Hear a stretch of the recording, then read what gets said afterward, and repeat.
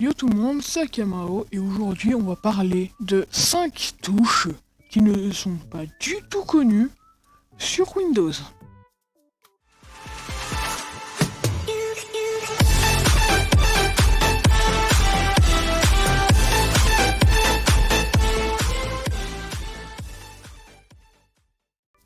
Alors, je vous préviens par contre, certaines touches ne marchent que sur certaines versions de Windows. Donc si vous l'essayez et que ça marche pas, c'est soit que vous avez mal appuyé sur les touches, ou alors que vous soyez dans la mauvaise version de Windows.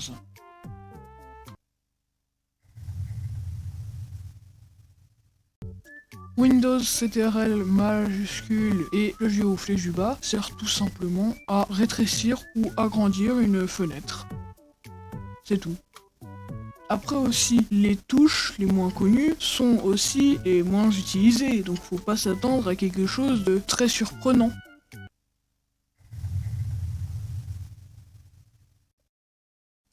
Windows Alt G m'a été bien utile. Il sert d'enregistreur d'écran. Moi-même, j'ai été surpris quand j'avais su que dans Windows, il y avait un enregistreur d'écran déjà implanté dedans. Et ça peut être très utile aux personnes qui n'ont pas d'enregistreur d'écran, justement. Alors, Windows CTRL Shift T sert à réouvrir une fenêtre qu'on avait fermée. C'est pratique si on veut retrouver par exemple des documents qu'on avait ouverts sur internet ou juste réouvrir un onglet qu'on avait fermé sans faire exprès.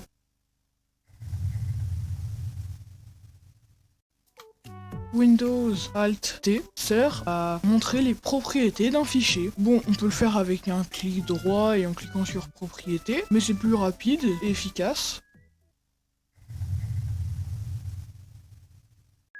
J'ai trouvé cette combinaison de touches totalement par hasard, vraiment je ne le savais pas. Je voulais juste copier avec CTRL V, que j'ai appuyé sur Windows V, et du coup j'ai pu découvrir que justement Windows V montrait tout ce qu'on avait copié dans le presse-papier. C'est très pratique pour s'y retrouver, ou si on a copié plusieurs trucs en même temps.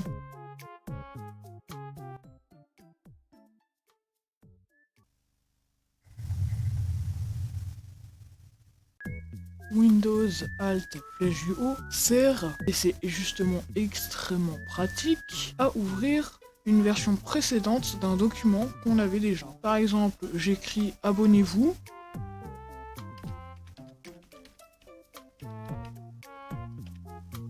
et que je sauvegarde. Si je fais cette combinaison de touches, une petite fenêtre apparaîtra et me permettra de sauvegarder une version ou dans l'autre d'une autre. Cette combinaison de touches marche généralement sur Word, Excel, PowerPoint et OneNote seulement si l'historique des versions pour le document en question est activé. Sinon, ça ne marchera tout bonnement pas du tout. Merci à le maître du Nether, même de m'avoir prêté sa police d'écriture, car oui, il a une police d'écriture, pendant la vidéo où j'avais écrit « Abonnez-vous ». Si vous l'avez fait, merci d'avoir regardé la vidéo en entier. Si elle vous a plu, n'oubliez pas de mettre un like, de vous abonner, d'activer la cloche de notification. Et surtout, si ça vous plaît, dites-le dans les commentaires si vous voulez d'autres épisodes, car il y a tellement de combinaisons de touches Windows que j'ai pas parlé. Donc si vous voulez un épisode 2, vous me le dites. C'était Akamao, merci d'avoir regardé la vidéo. A plus.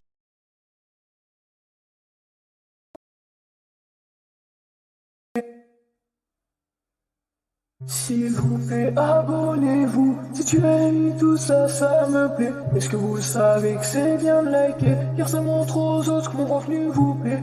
Pour cette outro, je n'ai plus de temps, plus un seul mot sortant.